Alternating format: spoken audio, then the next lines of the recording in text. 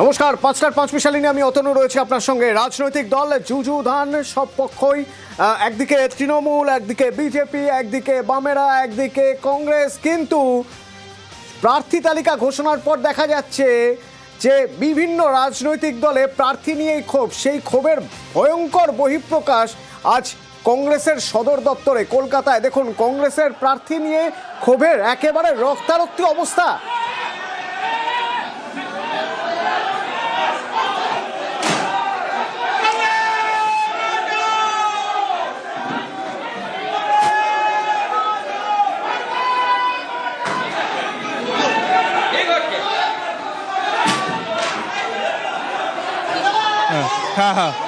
ওকে ওকে ওকে বিধান ভবন, কংগ্রেসের সদর দপ্তর, মাথা ফেটে রক্তারক্তি অবস্থা। দেখুন, একজন আরেকজনকে চেয়ার ছুঁড়ে মারছেন। নতুন করে উত্তেজনা ছড়িয়ে পড়েছে। এখন আবার কি অবস্থা জানবো, এখান থেকে অভিজিৎ রয়েছে। অভিজিৎ, অতনু, নতুন করে আবার উত্তেজনা ছড়িয়ে পড়েছে, কারণ সকাল থেকেই আজকে বালিগঞ্জ, টালিগঞ্জ থেকে শুরু করে পশ্চিম মেদিনীপুরের 7টি বিধানসভা কেন্দ্র, হাওড়া, আমতা থেকে আরম্ভ করে হাওড়ার বিভিন্ন বিধানসভা কেন্দ্রের প্রার্থী পদ পরিবর্তন করার জন্য কংগ্রেস কর্মী সমর্থকরা প্রদেশ কংগ্রেস ভবন, বিধান ভবনে জড়ো হয়।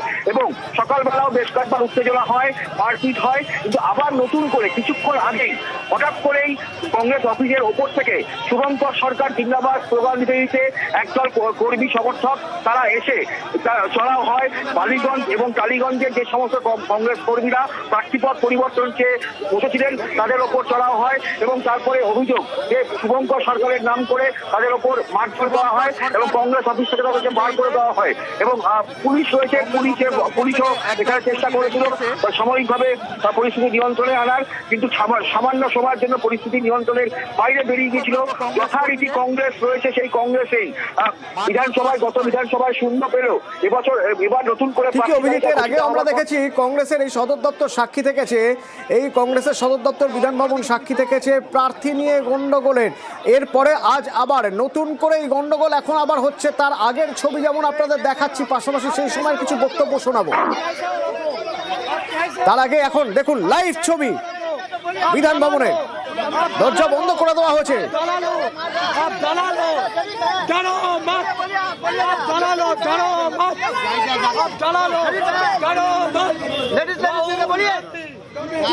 ভিতরে কিছু কর্মী রয়েছেন, বাইরে কিছু কর্মী রয়েছেন। বাইরে থেকে কর্মীরা ভিতরে যারা রয়েছেন তাদেরকে রীতিমতো হুঁশিয়ারি দিচ্ছেন।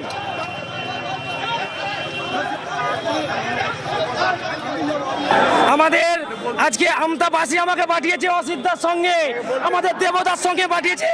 আমাদের দেবতাকে অপমান করা হয়েছে, মানে আমাদের আমতা মাসিকে অপমান করা হয়েছে। শম্ভু ভূঁইয়া জেলা সভাপতি, উনি টাকা খেয়ে একজন 1 মাসের ব্লক সভাপতিকে কি করে প্রার্থী করাতে পারেন শুভঙ্কর দাকে বোঝাতে, কিন্তু আমাদের কথা নিচ্ছে না, আমাদেরকে মারধর করছে।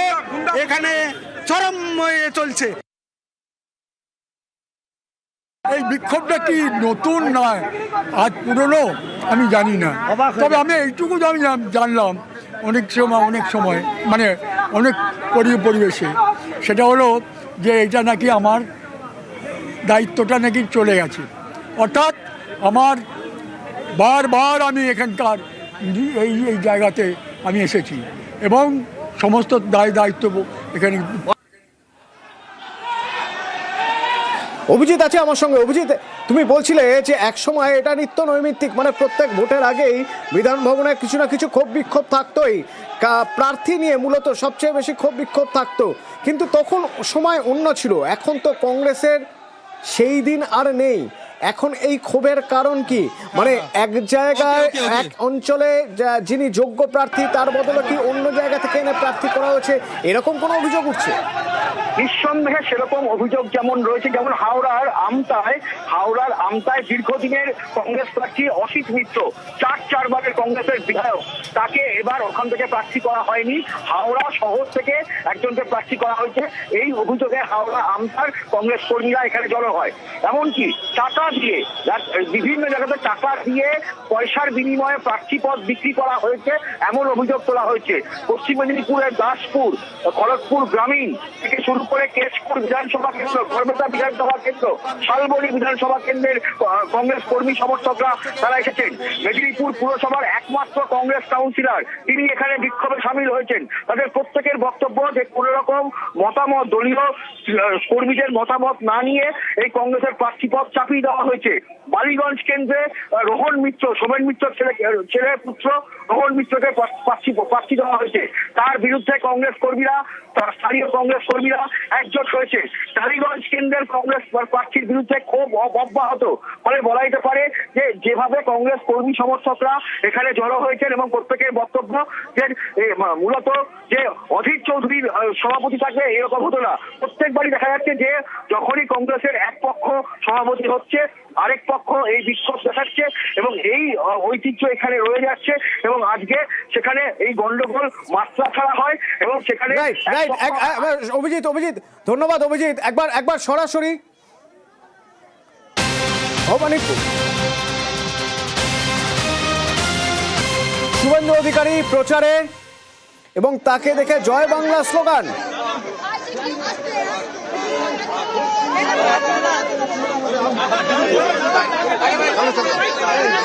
এবারে ভোট কেন্দ্র বলা হচ্ছে ভবানীপুরকে।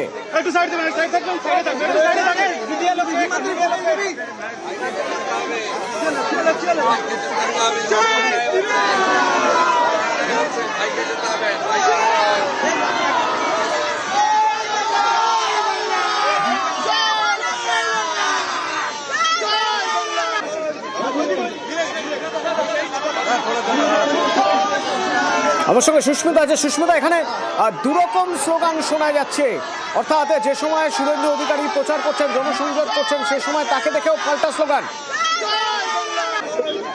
দেখো, শুভেন্দু অধিকারী তিনি আজ প্রচার শুরু করার সঙ্গে সঙ্গে জয় বাংলা স্লোগান দুর্গাপুর ব্রিজ চেতলা এলাকায় কলকাতা পুরসভার 82 নম্বর ওয়ার্ড, সেখান থেকে আজ শুভেন্দু অধিকারী প্রচার শুরু করেন এবং গাড়ি থেকে নামার সঙ্গে সঙ্গে রাস্তার উল্টো দিক থেকে জয় বাংলা স্লোগান, তৃণমূল কংগ্রেস জিন্দাবাদ, আবারও মমতা দিয়ে আসছেন।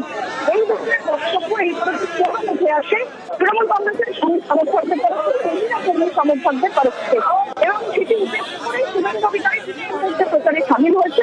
শুভেন্দু অধিকারী আজ ভবানীপুর বিধানসভা কেন্দ্রের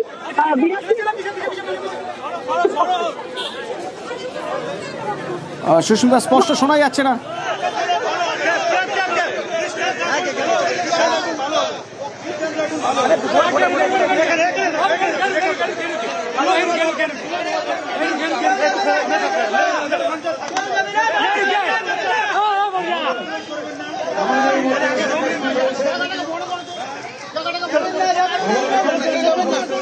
প্রচার জনসংযোগ শুভেন্দু অধিকারী, ভবানীপুরের প্রার্থী, বিজেপি প্রার্থী শুভেন্দু অধিকারী, তিনি যখন আজ প্রচার শুরু করলেন সেই সময়ের কথাই সুস্মিতা আমাদের বলছিলেন যে দেখা গেল জয় বাংলা স্লোগান উল্টো দিক থেকে জনসংযোগ করছেন শুভেন্দু অধিকারী।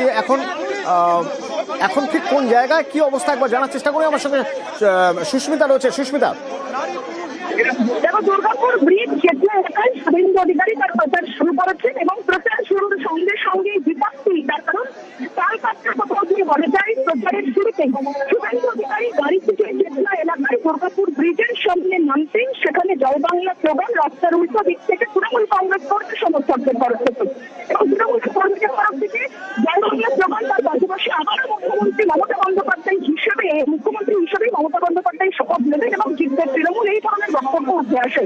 যদিও অল্প অপর দিক থেকে বিজেপি কর্মী সমর্থকদের তরফ থেকে জয় শ্রীরাম স্লোগান ওঠে, শুভেন্দু অধিকারী জিন্দাবাদ স্লোগান ওঠে। বিষয়টিকে নিয়ে যেমন সাময়িক কিছু উত্তেজনা শুরু হয়, তবে এই মুহূর্তে আবারও প্রচারে সামিল হয়েছেন শুভেন্দু অধিকারী। এই এলাকায় যে সমস্ত হাইলাইট দুটি অর্থাৎ আবাসনগুলি রয়েছে সেখানে দুটি গিয়ে শুভেন্দু অধিকারী প্রচার করছেন এবং তিনি অবশ্যই তারা বিজেপির তারা রয়েছেন এবং এই ছিল ভবানীপুরের ছবি। সরাসরি সেই ছবি দেখছেন ভবানীপুরের, আর দেখছেন কিছুক্ষণ আগের ছবি যেখানে যখন প্রচার শুরু করেছেন শুভেন্দু অধিকারী পাল্টা উল্টো দিক থেকে স্লোগান উঠেছে জয় বাংলা।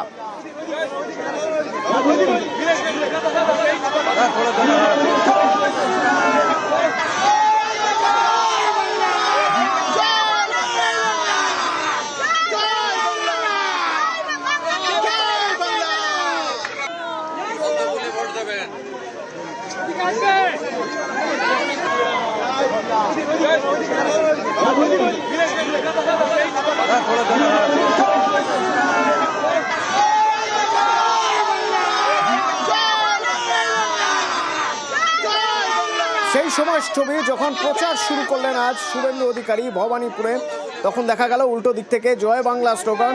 এরপর আস্তে আস্তে শুভেন্দু অধিকারী এগিয়ে যাচ্ছেন এবং এগিয়ে তিনি প্রচারে জনসংযোগ করছেন। একটু পরের একটা ছবি এখনই আপনারা দেখতে পাবেন, একটু পরের একটা ছবি যেখানে দেখা গেল যে তিনি একটি আবাসন, সেখানে আবাসনের সামনেও তিনি প্রচার করছেন। আবাসন থেকে যারা ছিলেন আবাসিকরা তারা বেরিয়ে এসেছেন।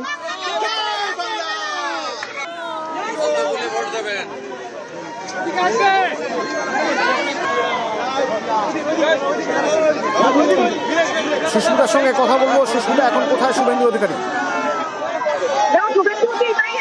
দুর্গাপুর ব্রিজ এবং সেই আবাসনের আবাসিকদের আবাসনের ভিতরে ঢুকে গিয়ে শুভেন্দু অধিকারী সেখানকার যারা বাসিন্দা রয়েছে তাদের সঙ্গে কথা বলছেন এবং তাদের সঙ্গে জনসংযোগের কাজ করছেন। উল্টোদিকে শুভেন্দু অধিকারী ৭৪ নম্বর ওয়ার্ডে প্রচার সারতে গেলে সেখানে তৃণমূল কংগ্রেসের মহিলা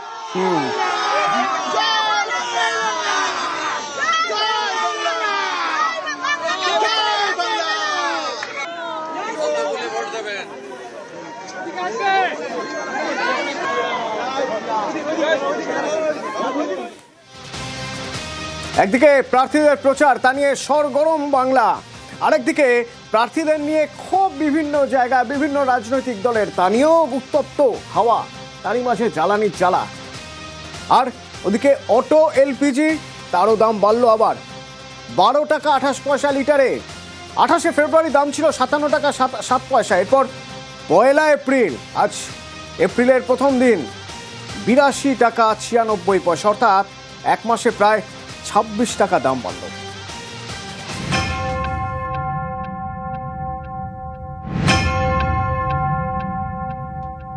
কালকে পর্যন্ত 10 টাকা ছিল, আজকে থেকে দেখলাম 12 টাকা হয়ে গেছে। সমস্যা না? পশ্চিম এশিয়া যুদ্ধ, তার আঁচ কলকাতায়, আবারও বাড়ল অটো এলপিজির দাম। এক ধাক্কায় অটো এলপিজির দাম বাড়ল লিটারে 12 টাকা 28 পয়সা। এ নিয়ে 1 মার্চ থেকে 4 বার বাড়ল অটো এলপিজির দাম। 28শে ফেব্রুয়ারি দাম ছিল লিটারে 57 টাকা 7 পয়সা। পরের দিন 1 মার্চ তা বেড়ে হয় 57 টাকা 68 পয়সা, অর্থাৎ দাম বাড়ে লিটারে 67 পয়সা। এরপর 11ই মার্চ অটো এলপিজির দাম বাড়ে লিটারে 5 টাকা, 57 টাকা 68 পয়সা থেকে বেড়ে হয় 62 টাকা 68 পয়সা। 20শে মার্চ আবার দাম বাড়ে, এবার 8 টাকা, লিটারে 62 টাকা 68 পয়সা থেকে বেড়ে হয় 70 টাকা 68 পয়সা। এরপর 1 এপ্রিলে বাড়ল 12 টাকা 28 পয়সা, লিটারে 70 টাকা 68 পয়সা থেকে বেড়ে হলো 82 টাকা 96 পয়সা, অর্থাৎ এক মাসে দাম বাড়ল 25 টাকা 89 পয়সা। 1 লিটার গ্যাসে যদি 26 টাকা বেড়ে যায় এক মাসের মধ্যে, কীরকম পরিস্থিতি বুঝতে পারছেন। সেল বাড়ছে না, আমাদের রুটে অটো সংখ্যা খুবই বেশি, আর তাছাড়া অতিরিক্ত যানবাহন চলে, আপনার বাস চলে, মেট্রো চলে, কোনো গাড়ির অভাব নেই। তারপরে ব্যাটারি রিক্সা, তারপরে উবের বাইক, কি নেই, এত গাড়ির মধ্যেও আমাদের প্রচুর গাড়ি, তো আমাদের খুবই চলা কষ্টকর হচ্ছে। ভাড়া তো বাড়াতেই হবে, 23 টাকা টোটাল বেড়ে গেল, 27 টাকা বেড়ে গেল। হ্যাঁ, 26 টাকা বেড়ে গেল, 56 ছিল সেখানে 73 83 হয়ে গেছে। এখন কি বলবেন, আর তো আমার তো বলার কিছু নেই, আপনারা সবাই বুঝতে পারছেন। পরিস্থিতি খুবই খারাপ, আগামী দিন গাড়ি বন্ধ হয়ে যাবে, কেন ভাড়াও তো আমরা বাড়াতে পারছি না। ভাড়া বাড়ালে প্যাসেঞ্জাররা উল্টাপাল্টা বলছে, আমাদের সংসার চালানো খুব টাফ ব্যাপার হয়ে গেছে। গাড়ি চালাতে পারবো না তো, কেন আমরা মালিকের গাড়ি চালাই, এবার 6 টাকা 7 টাকা করে কিলোমিটার এবং গাড়ির বাচ্চিত, তারপর আমাদের খাটনি, তো রান্নার পয়সা উঠবে না, আমাদের পরিস্থিতি খুবই খারাপ।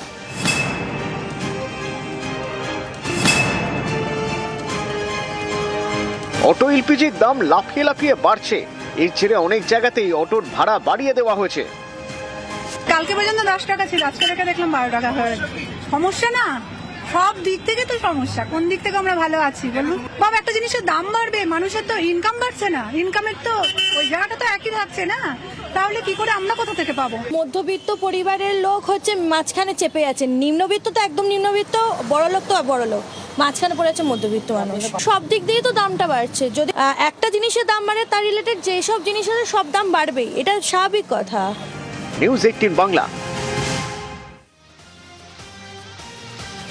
শুধু যে অটো এলপিজির দাম বাড়লো তা কিন্তু নয়, জ্বালানির জ্বালা হোটেল রেস্তোরাঁয়, কারণ বাণিজ্যিক গ্যাসের দাম বাড়লো, বাণিজ্যিক সিলিন্ডারের দাম বাড়লো 218 টাকা, অর্থাৎ 1990 থেকে দাম বেড়ে হলো 2208 টাকা। আজ থেকে চালু হলো নতুন দাম।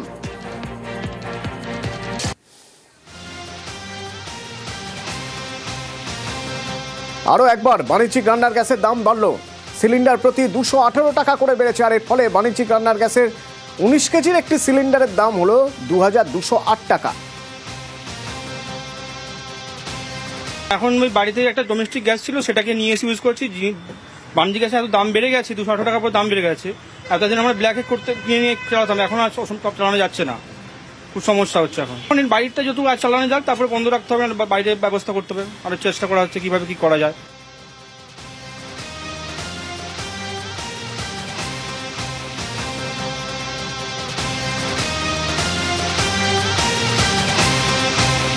এবং এই অবস্থা যখন, তখন হোটেল রেস্তোরাঁগুলো কিভাবে চলছে? অনেকে দাবি করছেন যে বেশি টাকা দিয়েও মেটানো সম্ভব, গ্যাসের সিলিন্ডার পাওয়া যাচ্ছে না।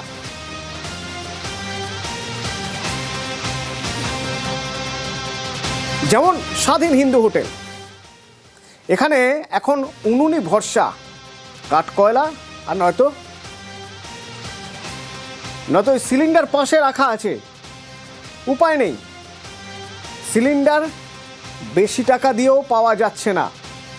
তবে এখনো পর্যন্ত কলেজ স্ট্রিটের এই প্রাচীন রেস্তোরাঁ হোটেল, সেখানে কিন্তু মেনুর কাটছাট হয়নি।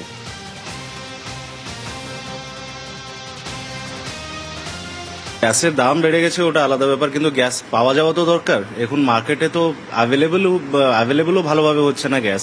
কিছু জিনিস ইলেকট্রিক ফ্রায়ার, ইলেকট্রিক চুলাতে চলছে, আর কিছু স্টোভ আর কিছু কয়লা এরকমই চলছে। আমাদের খাবার টাবার তৈরি হতে লেট হচ্ছে, যেটা আমাদের মানে 10টা সাড়ে 10টা থেকে শুরু হয়ে যেত, ওটা 1 ঘন্টা 1.5 ঘন্টা 2 ঘন্টা লেট হয়ে যাচ্ছে। যে দাম আমাদের ছিল ওই দামই আছে, আর যেরকম আইটেম এখানে রান্না হতো ওই রকমই সব কিছু ডিশেস এখানে ডেলি প্রিপেয়ার হচ্ছে। একদিকে বাণিজ্যিক গ্যাসের দাম বেড়েছে, অন্যদিকে জোগান নেই। সেই কারণে তার প্রভাব পড়েছে স্বাধীন ভারত হিন্দু হোটেলেও। সেখানেও কিন্তু তাদের সমস্যা হচ্ছে, গ্যাস তারা পাচ্ছেন না, তাই গ্যাস একদম এক কোনায় রেখে দেওয়া হয়েছে, ব্যবহার হচ্ছে না, গ্যাস নেই। অন্যদিকে কয়লা এবং উনুন ভরসা, ইলেকট্রিক যে ব্যবস্থা তা দিয়েই চলছে রান্না। কর্ণধাররা বলছেন যে এর মতো অবস্থায় অসুবিধা তো হচ্ছে। ক্যামেরায় সায়ন্তনের সঙ্গে সুদীপ্ত, নিউজ 18 বাংলা। এটা গেল বাণিজ্যিক গ্যাস, কিন্তু হেসেল মানে বাড়ির রান্নাঘরের জন্য যে গ্যাস, সেই গ্যাসের দাম এখন বাড়েনি। যা 60 টাকা বেড়েছিল তাই বেড়েছে, কিন্তু সিলিন্ডারই তো পাওয়া যাচ্ছে না। অন্তত সেরকমই অভিযোগ। শিলিগুড়ির ছবি দেখুন, এই যে লাইন, এই লাইন গ্যাসের জন্য। সিলিন্ডার না পেয়ে গ্যাসের অফিসে লাইন, কিন্তু সিলিন্ডার মিলছে না কেন? যে ছবি দেখছেন আশ্রমপাড়ার ছবি। এই ছবি থেকে বোঝা যাচ্ছে যে কত মানুষ গ্যাসের সিলিন্ডারের জন্য লাইন দিয়ে দাঁড়িয়েছেন, কিন্তু কেন গোডাউনে সিলিন্ডার নেই কেন? পার্থপ্রতিম আছে আমার সঙ্গে ফোনে। পার্থপ্রতিম, দেখো, একেবারে যে সংকটটা তৈরি হয়েছিল মাসখানেক আগে, তা কিন্তু এখন অব্যাহত। অর্থাৎ এখনো কিন্তু শিলিগুড়িতে যেসব গ্যাসের স্টোরগুলো রয়েছে, সেখান থেকে কিন্তু গ্যাসের সিলিন্ডার পাওয়া যাচ্ছে না, এমনটাই কিন্তু অভিযোগ উঠছে। এবং এই যে শিলিগুড়ি আশ্রমপাড়া 6 পৌরসভা 13 নম্বর ওয়ার্ডে, সেখানে আজ সকাল থেকে দেখা হলো দীর্ঘ লাইন। মানুষ বিভিন্ন জায়গা থেকে আসছে, শহরের বিভিন্ন প্রান্ত থেকে। কেউ 2 মাস ধরে গ্যাস পাচ্ছে না, বুকিং হচ্ছে তো গ্যাস পাচ্ছে না। কিন্তু তাদের থেকে দাবি বা অভিযোগ যে তারা যে 1.5 মাস 2 মাস ধরে গ্যাস পাচ্ছেন, তাদের গ্যাসের সিলিন্ডার তাহলে পাচ্ছেটা কে? হয় বেশি টাকায় বিক্রি হচ্ছে, নাহলে তাদেরকে লাইনে পড়তে হচ্ছে। স্বাভাবিকভাবে হাহাকার তৈরি হচ্ছে। যদিও এই খবর পেয়েই সেখানে শিলিগুড়ি তৃণমূল প্রার্থী গৌতমদেব, মেয়রও শিলিগুড়ি, তিনি যান, গিয়ে ছোটদের সঙ্গে কথা বলেন, যাদের দ্রুত সমস্যা মেটে, তার না মেটে তারা কিন্তু আন্দোলনে হুঁশিয়ারি দিয়েছে তৃণমূল কংগ্রেস। এবং আগামী পরশু তারা বৈঠক রেখেছে, এবং যে যতগুলো কেন্দ্রীয় সংস্থা রয়েছে। ধন্যবাদ। আচ্ছা, গৌতম দেব গিয়েছিলেন, তৃণমূল প্রার্থী, তিনি দাবি করছেন সংকট যদি না মেটে তাহলে তিনি অবস্থান বসবেন।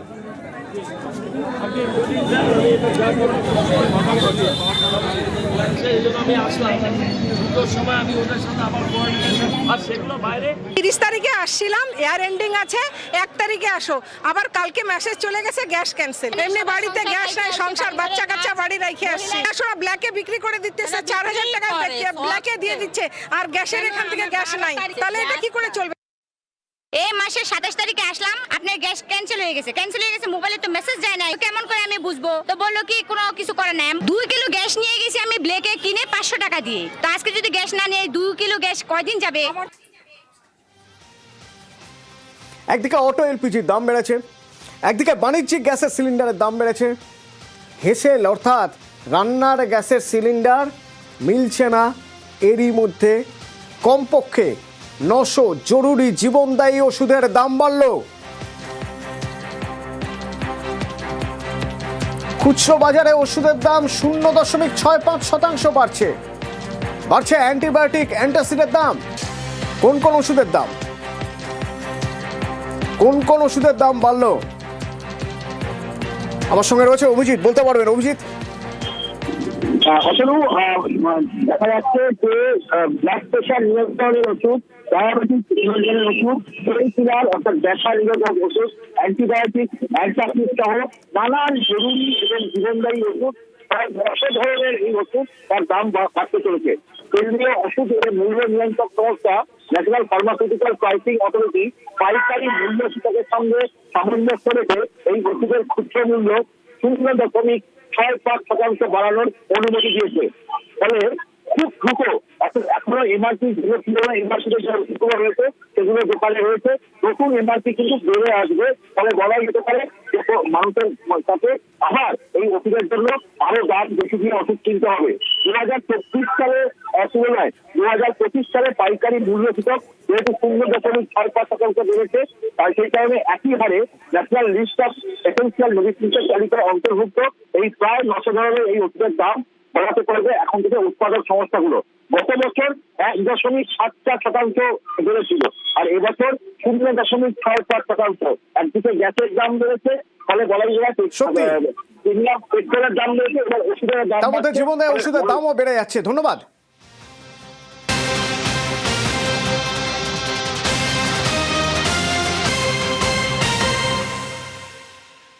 মনোনয়নপত্র জমার দিনই নোটিশ, এনআইএর নোটিশ ভগবানপুরের তৃণমূল প্রার্থীকে। কেন, কোন ঘটনার প্রেক্ষিতে এনআইএর নোটিশ? মনোনয়নপত্র জমার পরের দিনই নোটিশ কেন, জানবো। সুজিত রয়েছে আমার সঙ্গে ফোনে। সুজিত, দেখো অতনু, ভগবানপুরের যে বিধানসভা কেন্দ্র তার যে নতুন প্রার্থী হয়েছেন তৃণমূলের, তিনি মানব বড়ুয়া, তিনি জেলা পরিষদের কর্মাধ্যক্ষ, তার কাছে নোটিশ এসেছে এনআইএর নোটিশ। আগামীকালই এনআইএর কলকাতা দপ্তরে গিয়ে হাজির হতে হবে। এই যে ইস্যুতে তাকে ডাকা হয়েছে 22 সালের একটি বোমা বিস্ফোরণ কাণ্ড, এবং সেই কাণ্ডের তার নাম জড়ানো হয়। এর আগেও একাধিকবার ডাকা হয়, কিন্তু আজকে যখন তমলুকে অতনু তিনি নাম তার জমা দিচ্ছিলেন, মনোনয়ন জমা দিচ্ছিলেন প্রার্থী হিসাবে, তার কাছে কিন্তু আগামীকাল এনআইএর যাতে হাজিরা এবং জেরায় হাজির হতে হবে সেই নোটিশ এসেছে, যা ফিরে রীতিমতো শোরগোল শুরু হয়ে গেছে। রাজনৈতিক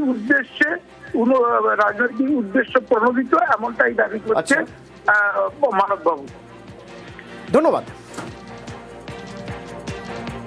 ইতিমধ্যেই বহুবার ডেকেছেন, আমি সশরীরে উপস্থিত হয়েছি, সহযোগিতাও করেছি, তথ্য যা চেয়েছিলেন তাও দিয়েছি। 2022 সালের ডিসেম্বরের লাস্টের দিকে ওই ঘটনা যখন ঘটে, আমি পার্টি থেকে অত্যন্ত নিষ্ক্রিয় ছিলাম। রাজনৈতিক স্বার্থ চরিতার্থ করার লক্ষ্যেই আমাকে বারে বারে তদন্তের নামে আমাকে ডাকা হচ্ছে। নিশ্চিতভাবে আমি সহযোগিতা করছি, আগামী দিনেও সহযোগিতা করব, সত্যের জয় হবে। ষড়যন্ত্র করে ভগবানপুরের তৃণমূল প্রার্থীকে নোটিশ, ভোটের মুখে এনআইএকে ব্যবহারের অভিযোগ বিজেপির বিরুদ্ধে সরব তৃণমূল কংগ্রেস। এতদিন সিবিআই, ইডি এসব নামাচ্ছিল, এনআইএ কে দিয়ে ক্যান্ডিডেটদের নোটিশ করা শুরু হয়েছে, এবং আমাদের কর্মীদের, আমাদের প্রার্থী ভগবানপুর মানব পড়ুয়া, তাকে ধরুন নোটিশ পাঠিয়েছে এনআইএ 2 এপ্রিল। এনআইএ অফিসে গিয়ে বসে থাকতে হবে। সে ভোটের প্রচার করবে না হাজিরা দিয়ে বেড়াবে, দিন নষ্ট করবে। এনআইএ মূলত পূর্ব মেদিনীপুর ঘিরে এই কাজটা অনেকদিন ধরেই করছিল। এনআইএ ডেকে পাঠিয়ে বলছে, হয় আটকে রাখছে, ঘোরাচ্ছে, কেস দিচ্ছে, অ্যারেস্ট করছে, না হলে বলছে হয় বিজেপি করুন আর নইলে তৃণমূল করবেন না, আপাতত ভোট অব্দি বাইরে থাকুন। এই খেলাগুলো কিন্তু পঞ্চায়েতে হয়েছে, লোকসভায় হয়েছে, আবার বিধানসভায় শুরু করলো। বিভিন্ন মামলায় নাম ত্যাগ করে দেওয়া হচ্ছে। বাংলার মানুষ বিজেপিকে গণতান্ত্রিকভাবে ধুয়ে মুছে সাফ করে দেবেন। কোর্টের নির্দেশে কাজ করে এনআইএ, অসুবিধা হলে আদালতে যাক তৃণমূল, পাল্টা তো বিজেপি। এনআইএ তো সরাসরি কোনো মামলার দায়িত্ব নেয় না, কোনো মহামান্য হাইকোর্ট কিংবা মহামান্য সুপ্রিম কোর্টই তাদের দায়িত্ব দেন এবং তাদের নজরদারিতেই প্রক্রিয়া চলে যান। গিয়ে বলুন যে যত আমাদের দুষ্কৃতী রয়েছে, যাদেরকে কিনা এনআইএতে তদন্তের জন্য তদন্তের জন্য ডাকছে বা তাদের নামে নোটিশ পাঠাচ্ছে, অন্তত ভোট অবধি বোম মারা বা গুলি করার জন্য তাদেরকে ছাড় দেওয়া হোক। তারপরে আবার আমরা তাদেরকে বা এইসব নোটিশ পাঠাবেন, এটা বলুক না, গিয়ে এটা হলফনামা নিয়ে বলুক। এখন তো বিনা পয়সার উকিল, যাবেন গিয়ে বলে ফেলবেন, অসুবিধার কি আছে?